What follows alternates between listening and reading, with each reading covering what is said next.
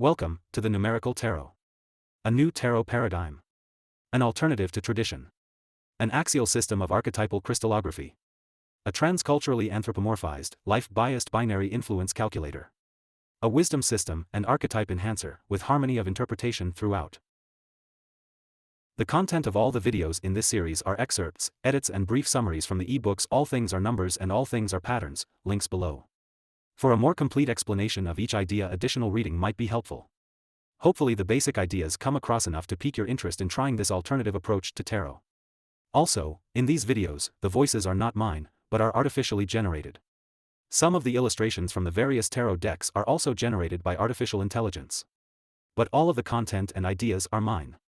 None of this is conceived or written by artificial intelligence. It's all from a human mind at work. In this video I decided to utilize the artificial voices I have access to, in order to explain the nature of each card. I also wanted to showcase some of the AI art that never got used in the making of a deck. So let's take another walk through the Numerical Tarot and listen to what each card is about. Let's look at the cards that make up the Quaternary. They are the four fundamentals of the deck. So let's listen. Let's start with a quick review of what a Quaternary card is. In fact, a Quaternary card is really a quintenary card. But whereas the fifth member of this group does not have a partner in its contribution to existence, the focus of the Quaternary is on the members that do have partners. In this way, the fifth member acts like an invisible hinge, or the binding of a book, linking the two opposites together, and allowing them to unfold into the number line upon which this deck design is based. With this in mind, let's continue.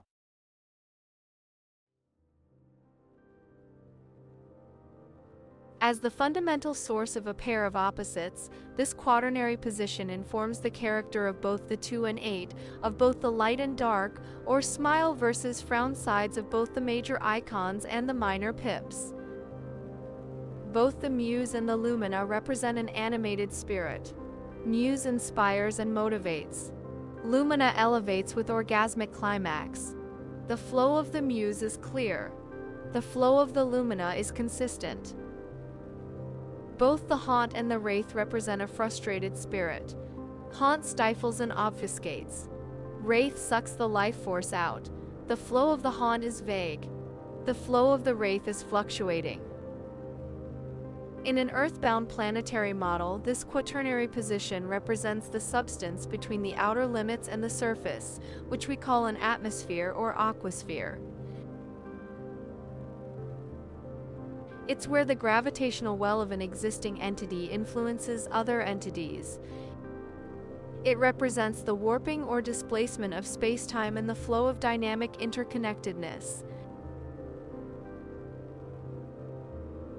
In a human, it represents the vision of a perceptual spirit looking at what is around them.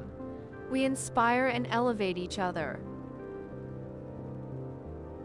As an animated presence exiting existence, it represents that presence floating out of its material form as an ephemeral apparition experiencing euphoria.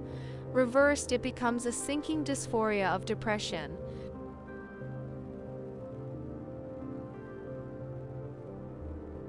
The element is water. Its season is autumn. Its mathematical association is subtraction, which is then associated with the suit of staves, which is likewise associated with the suit of clubs.